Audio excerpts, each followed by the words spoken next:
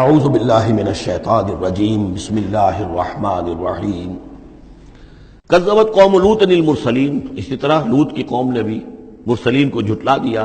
اذ قال لهم اخوهم لوط الا تتقون انی لکم رسول امین فاتقوا اللہ واطیعون وما اسألکم علیہ من اجر ان اجری الا علی رب العالمین اتاتون السکران من العالمین، کیا تمام جہانوں میں تم ہی ہو وہ لوگ کہ جو مردوں سے شہوت رانی کرتے ہو؟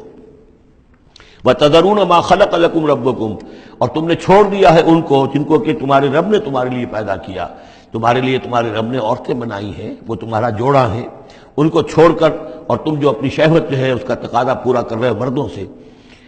ما خلق لکم ربکم من ازواجکم، تمہاری بیویوں میں سے، بل انتم قوم عادون، حقیقت یہ ہے کہ تم ایک بہت ہی حد سے گزر جانے والی قوم ہو۔ قالوا لئن لم تنتہی یا لوط، انہوں نے کہا کہ اے لوط اگر تم باز نہ آئے اپنے اس وعظ سے اور نصیحت سے اور ہم پر تنقید کرنے سے، لتکونن من المخرجین، تو یہاں سے نکال باہر کیے جاؤ گے۔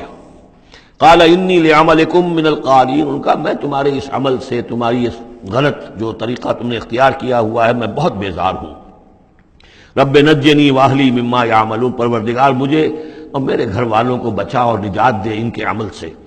فنجیناہ واہلہ اجمعین، تو ہم نے نجات دی اس کو بھی اور اس کے گھر والوں کو بھی، الا عجوزا فی الغابرین، سوائے ایک بڑھیا کے جو پیچھے رہنے والوں میں رہ گئی، حضرت لوط کی بیوی۔ ثم دمرنا الآخرین، پھر ہم نے اٹھا کر پٹخ دیا باقیوں کو جو پیچھے رہ گئے تھے۔